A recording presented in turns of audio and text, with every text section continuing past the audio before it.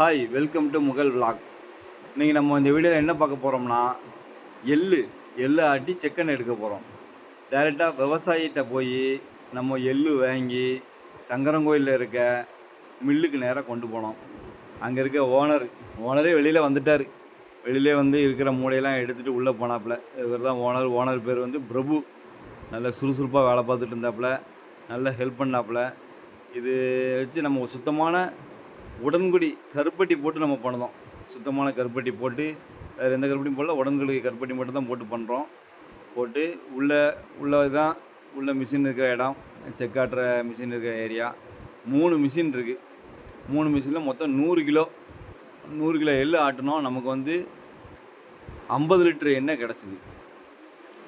எப்படி நாங்கள் போதுக்கு ஒரு 100 கிலோ எள்ளு 3 மிஷின் ஆட்டுறதுக்கே 3 ஹவர்ஸ் ஆயிடுச்சு. 3 ஹவர்ஸ் அங்கே இருந்து ஆட்டிட்டு தான் வந்தோம்.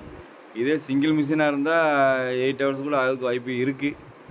ஆமாம், இது நாங்கள் மூணு மிஷின் இருந்தனால சீக்கிரம் எள்ளு ஆட்டியாச்சு. யாருக்காவது வேணால் கால் பண்ணுங்கள். வணக்கம்.